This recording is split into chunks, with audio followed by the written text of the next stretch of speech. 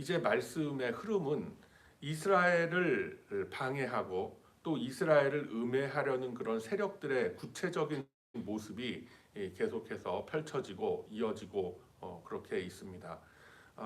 그들의 접근 방식이 바뀌게 되죠. 이제까지는 이스라엘의 그 성읍과 성벽 재건을 방해하기 위해서 대규모 물리적인 군사 공격까지도 감행했던 이 외적들이 더 이상 그런 방법으로는 이스라엘을 넘어뜨릴 수 없다라는 것을 깨닫고 이제 이스라엘 내부의 붕괴가 일어나기를 이렇게 바라면서 고도의 심리전과 뭐 정보전 뭐 이런 것을 펼쳐가는 그런 모습을 지금 우리가 보고 있는 겁니다.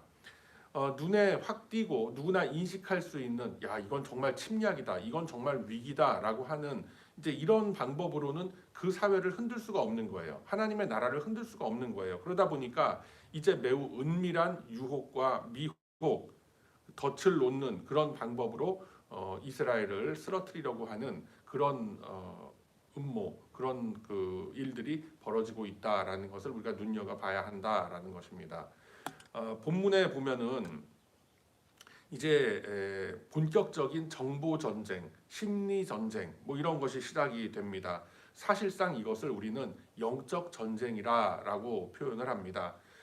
이러한 영적 전쟁이라는 것이 시시각각 이스라엘, 그러니까 다시 말하면 지금 현대 교회와 성도들에게도 하나님 나라의 백성들에게도 계속해서 시시각각 다가오고 벌어지고 있는 그 이유는 뭐겠습니까?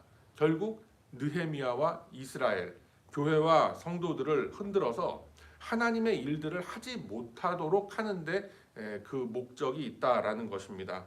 그러나 그런 그 침략과 그런 어떤 방해 공작에도 불구하고 이 느헤미야의 행적을 우리가 이렇게 보면은 그는 참으로 분별력이 있던 그런 사람이었다라는 것입니다. 그래서 판단의 기준이 분명히 하나님의 말씀에 있었기 때문에 이 말씀의 뜻을 내가 이루는 데 있어서 그 어떤 것도 나를 방해하지 못한다라는 확고한 자신의 그 신념으로 그것을 이루어 나갔다라는 것이죠. 그래서 느헤미야를 보면 사람의 말을 믿은 것이 아니라 사람 간에 오가는 말은 언제든지 변하고 바뀔 수 있고 그렇게 하지만 하나님의 말씀은 변하지 않는 거예요. 하나님의 그 약속, 하나님의 언약을 믿으면서 흔들리지 않는 그런 모습을 계속 보이고 있다라는 것입니다. 그래서 이러한 모습을 통해서 우리가 우리의 신앙 그리고 우리가 살아가는 그 인생의 좌표가 어디를 향해야 되겠다. 그리고 그 목적지를 향해서 갈 때 우리를 넘어뜨리고 우리를 미혹하고 쓰러뜨리려는 우리를 실족해 하려고 하는 수많은 그러한 움직임들 앞에서 그러한 회방과 방해 공작 앞에서 과연 우리는 어떠한 모습으로 그리고 어떠한 형태의 그런 그 삶을 우리는 살아가야 될 것인가라는 것을 이러한 말씀들을 통해서 우리는 곰곰이 생각해 볼 수 있어야 한다라는 것이죠. 자, 본문을 이렇게 보면은 호론 사람 산발랏이라는 사람이 등장을 해서 그 사람이 무슨 일을 하나 봤더니 가짜 뉴스라는 것을 퍼뜨리고 있습니다. 그 산발랏이라는 인물이 어떤 인물이었는가라는 것을 보면은 본래는 그 사마리아의 총독 역할을 하던 그런 사람이 바로 산발랏이었습니다. 그는 호론 사람이었고 그 호론이라는 지역은 사마리아 지역과 그 예루살렘 지역의 중간쯤에 위치한 굉장히 그 전략적인 요충지였다라는 것입니다. 그래서 굳이 호론 사람 산발랏, 그냥 사마리아의 총독 산발랏 이렇게 표현을 하지 않고 호론 사람 산발랏이라고 표현을 하는 이유가 있습니다. 그만큼 이스라엘을 죄어오는 시시각각 이스라엘에게 다가오는 그런 위험이 얼마나 그 심각한 위험이고 얼마나 구체적이고 굉장히 그 위협을 가할 수 있는 그런 일이다라는 것을 이 호론 지역에 살던 호론 지역 출신 산발랏이라는 요 짧은 어절 그 소개글 속에서도 우리가 읽어낼 수가 있는 겁니다. 그는 사마리아 총독으로서 자신의 입지를 다지고 있었고 자신의 유익을 꾀하던 인물이었습니다. 그러나 이제 유다 지역에 예루살렘에 이 새로운 그런 그 결속력이 생기고 이스라엘이 다시 자신의 정체성을 회복해 나아가는 이러한 모습들을 이렇게 지켜보면서 위기의식을 느끼게 됩니다. 자신의 유익이 깎여 내려가고 또 자신의 입지가 흔들흔들 할 것이다라는 그런 위기감을 느끼게 되는 것이죠. 그러다 보니까 자신의 안위와 자신의 안녕이 위태롭다라는 생각을 하게 되니까 이제 뭐 물리적인 공격도 시도를 했었고 그게 먹히지가 않으니 지금 이제 정보전, 심리전 이런 방법으로서 이스라엘 내부의 붕괴를 꾀하는 이제 그런 일들을 벌이고 있다라는 것이죠. 그래서 첫 번째로 그가 한 일이 뭐냐면 느헤미야와 아닥사스다 왕을 이간질하는 그런 방해 공작을 합니다.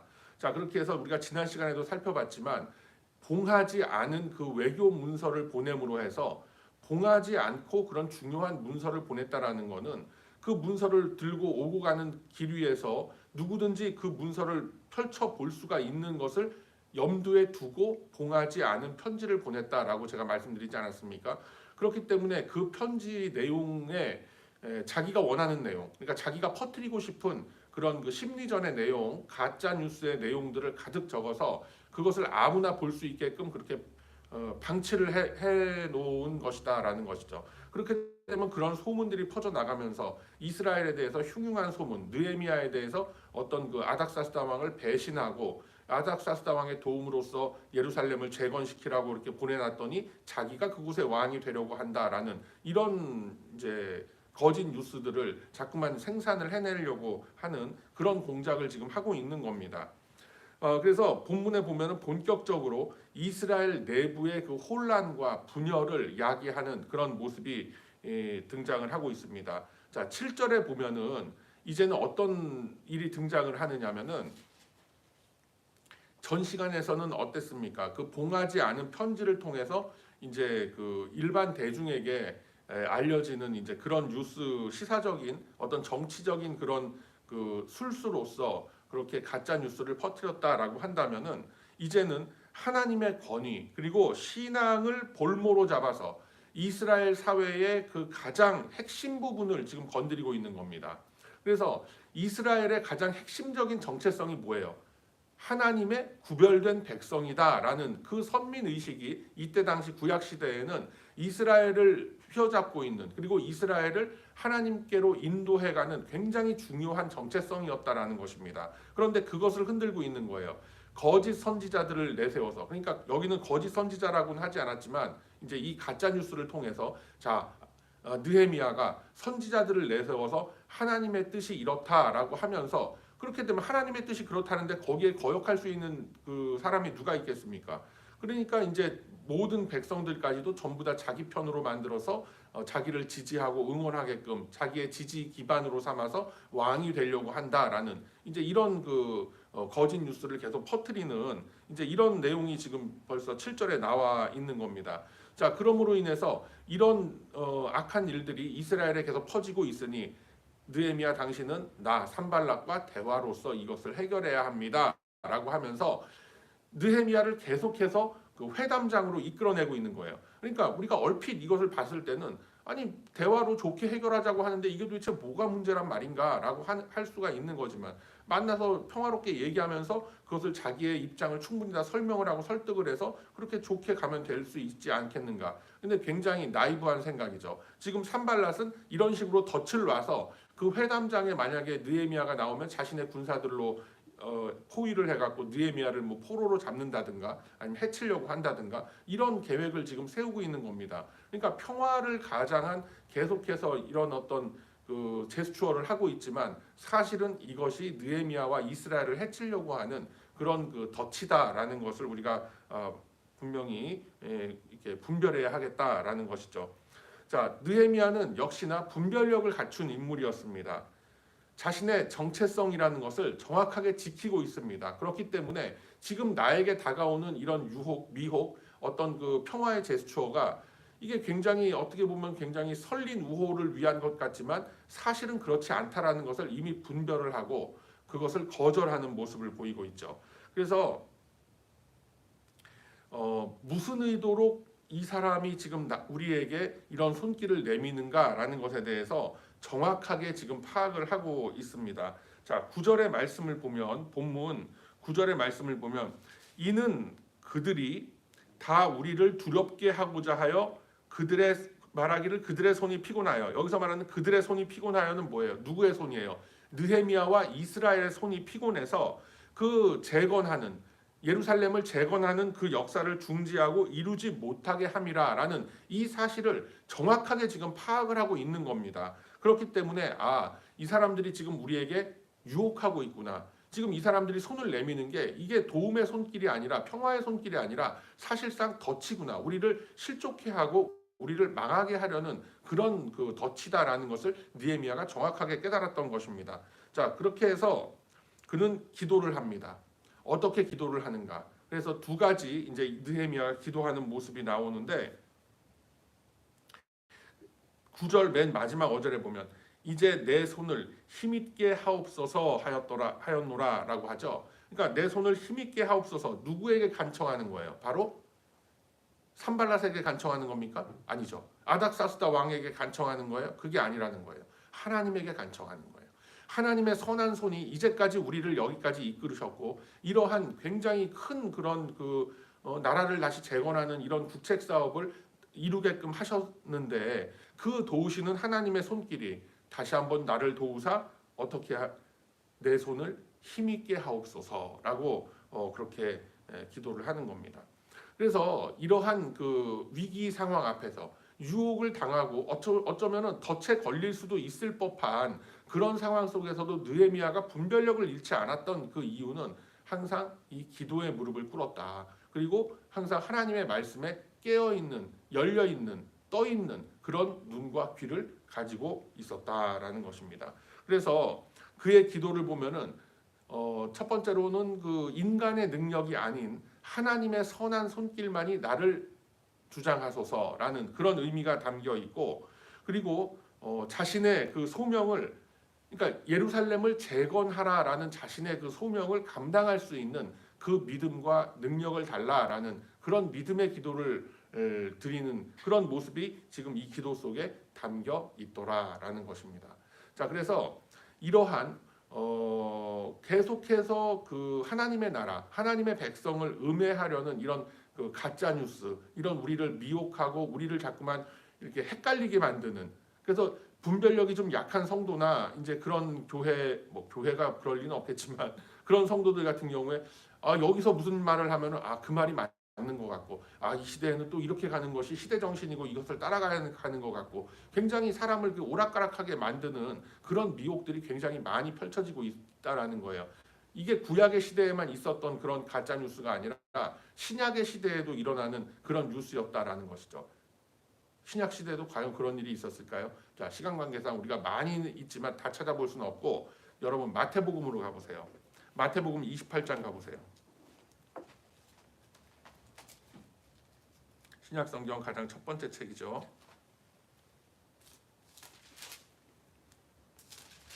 마태복음 가장 마지막 장에 가면 이제 어떤 그 대목이 나오느냐면 예수님의 부활 장면이 나옵니다. 마태복음 28장 신약 성경 52쪽에 있어요. 자, 여기 보면은 예수님의 부활 당시에 유대인들이 어떤 가짜 뉴스를 퍼뜨리고, 그 가짜 뉴스가 지금도 여러 가지 기록을 타고 이렇게 넘어오면서 지금도 불신자, 그 어떤 그 하나님을 반대하는 그런 학자라든가 그런 이런 사람들의 입을 통해서 지금도 계속 회자되고 있는 얘기가 있어요. 이 시대에도. 자, 한번 보세요. 11절부터 제가 읽어가면서 설명을 해드릴게. 그 마태복음 28장 11절에서 15절 말씀. 여자들이 갈 때 경비병 중 몇이 성에 들어가 모든 된 일을 대제사장들에게 알리니라고 돼 있어요. 예수님의 부활 소식을 듣고 이제 그 예수님의 부활을 확인했던 그런 몇몇 여인들, 이런 사람들이 이제 성에 가서 막 예수님이 부활하셨다, 3일 만에 부활하셨다, 십자가에 달렸던 그분이 부활하셨다라고 하는데, 여기 이 경비병, 그러니까 무덤을 지키던 사람들까지도 같이 이제 우르르 가서 대제사장들에게 그 소식을 알리는 거예요. 부활 소식을. 그랬더니 12절, 그들이 장로들과 함께 모여 의논하고, 어떤 의논을 했겠어요? 야, 예수가 다시 살았단다. 이거 우리 큰일 났다. 이거 어떻게 될 것이냐. 일단 그 사람 본 사람이 있어? 아니, 여기 몇 명밖에 본 사람이 없는 것 같습니다. 자, 그러면 자, 모여봐. 돈을 주고 13절 이르되 너희는 말하기를 그의 제자들이 밤에 와서, 그러니까 예수의 제자들이 밤에 와서 우리가 잘 때 그 시신을 도적질해 갔다. 부활한 게 아니다. 그냥 시신이 없어졌다. 이 소식으로, 그러니까 이 기억으로 너희들은 바꿔야 돼. 앞으로 누가 예수가 부활했냐라고 물어보면 아닙니다. 우리가 잠깐 좀 보초를 서다가 졸았는데 그때 예수의 제자들이 와서 훔쳐갔습니다. 시신을 가져간 겁니다. 그리고 지금 무덤에 시신이 없으니 부활했다라고 우기는 겁니다. 이런 가짜 뉴스를 그때 당시에 유대교 지도자들이 만들어서 지금까지도 그 내용들이 내려오고 있더라라는 거예요. 자, 14절 만일 이 말이 총독에게 들리면 우리가 권하여 너희로 근심하지 않게 하리라 하니, 너희들의 이 거짓말이 탄로 났을 때 우리가 백그라운드에서 너희들을 커버하겠다. 이런 그 얘기죠. 이런 회유의 작전이 들어오고 있는 거죠. 자, 15절 군인들이 돈을 받고 가르친 대로 하였으니 이 말이 오늘날까지 유대인 가운데 두루 퍼지니라.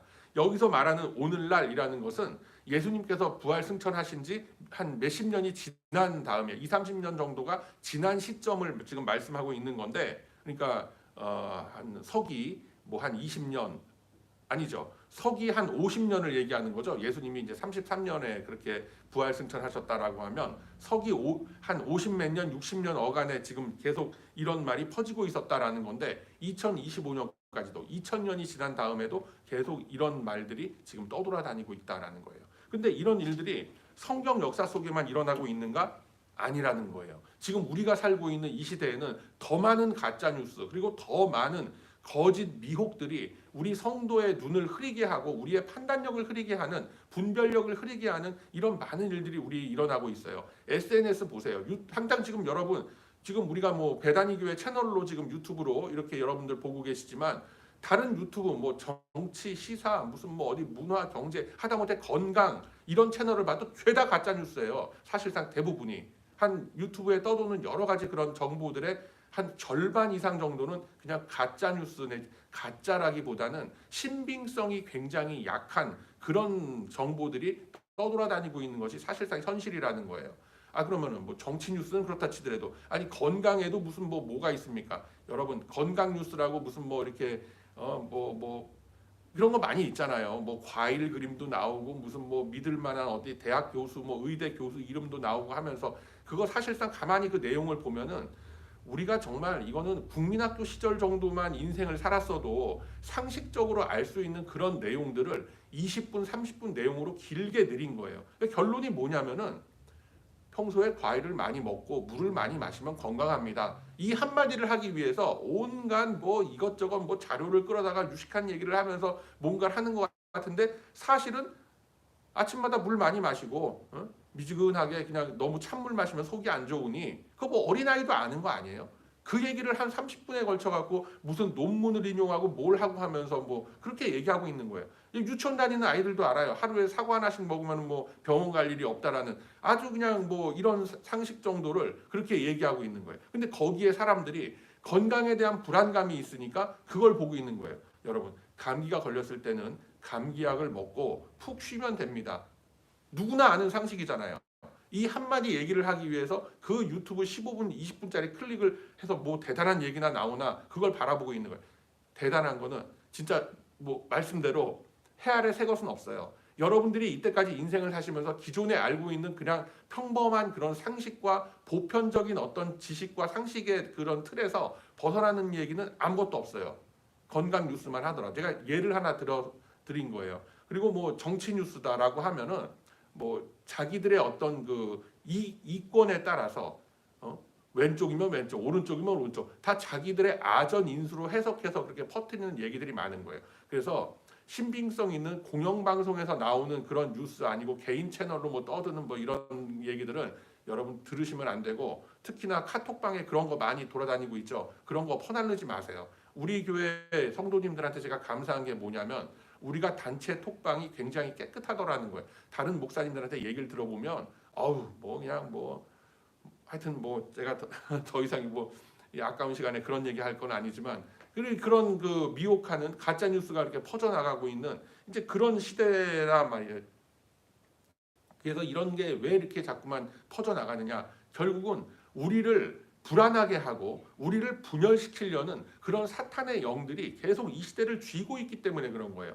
이 시대를 이끌고 가는 그 공중 권세를 잡은 마귀의 권세. 이게 어디 에베소서 어디에 나오는 그냥 그 어떤 현학적인 어떤 그런 표현이 아니라 실제로 공중 권세를 잡고 있는 거예요. 그런 사탄의 영이 여러 학자들 아니면 여러 방송인들 아니면 여러 하다못해 그 교회 지도자들까지도 그 사탄의 영이 붙잡아서 계속해서 이상한 얘기를 하게끔 만들고 우리를 자꾸만 갈라치게 하고 분열하는 그런 얘기만 이렇게 하게 하는 거예요. 그리고 그런 걸 실제로 행동으로도 옮기는 사람들도 많이 있지 않습니까? 그런 거에 우리가 뇌화구동할 필요가 전혀 없다라는 것을 여러분 분명히 이렇게 이해를 하시기를 바랍니다.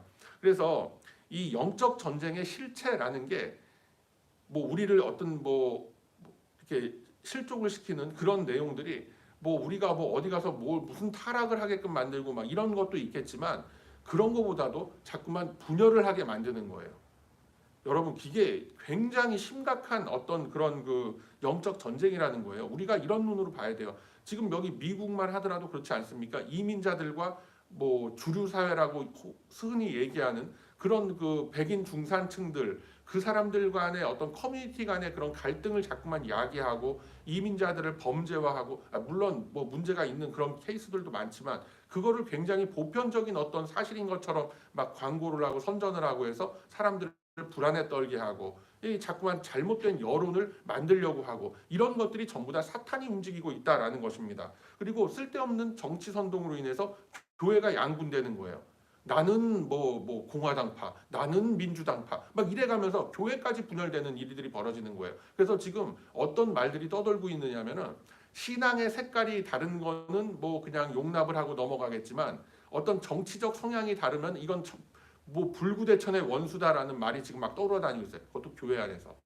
그래서 가족 간에도 막 그런 것 때문에 막 사이가 서먹서먹해지고 교인들 간에도 서먹서먹해지고 막 그러고 있는 거예요. 이런 게 모두 다 화목하라는 평안을 이루라는 하나님의 말씀과는 전혀 반대되는 쪽으로 지금 가고 있는 거예요. 물론 말이야 그럴듯하게 하죠. 하나님의 정의는 그렇게 분열로서 다툼과 싸움으로서 세워지는 게 아니에요, 여러분. 그걸 분명히 아셔야 돼요. 아니 예수님도 성전에서 상을 뒤집어 엎었는데 그 거룩한 분노, 거룩한 폭력이라는 게 있지 않겠느냐? 그런 거 없어요, 여러분. 예수님이니까 가능한 거고 우리한테는 그런 거 없어요.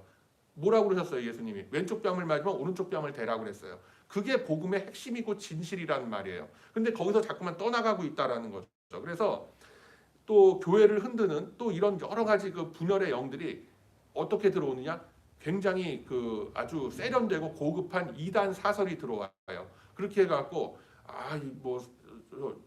저 목사님이 하는 성경 해석의 어떤 관점이 다르다, 틀렸다, 막 이런 얘기들 하면서 진실을 제대로 얘기를 해주거나 제대로 된 어떤 그 정론을 얘기를 하면은 괜찮은데 아닌 거예요. 그러다 보니까 신천지가 활개를 치고 기존 교회에서 가르치지 않는 아주 신박한 내용, 기존 교회에서 가르치지 않는 신박한 내용은 없습니다, 여러분. 그냥 내 안에 있는 그 연약한 나의 속사람의 모습이 하나님 말씀, 그 좁은 길, 십자가의 길을 가기가 힘드니까 자꾸만 나 자신을 합리화하려고 지금 이상한 자꾸만 이단 사설들이 교회를 자꾸만 병들게 하고 있는 거지 해 아래 새로운 것은 없어요. 여러분들이 기초적으로 알고 있는 교리적인 상식만 하더라도 사실은 충분한 겁니다.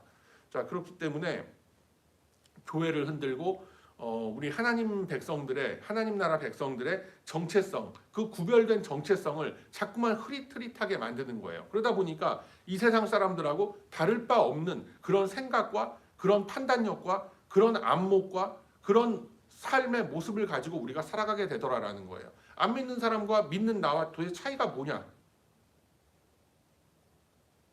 주일날 아침에 한 두어 시간 교회 와서 머무는 시간 보내는 거 이외에 그 사람들과 나와의 과연 차이가 뭔가? 여러분 그거 한번 심각하게 생각해 보셔야 돼요.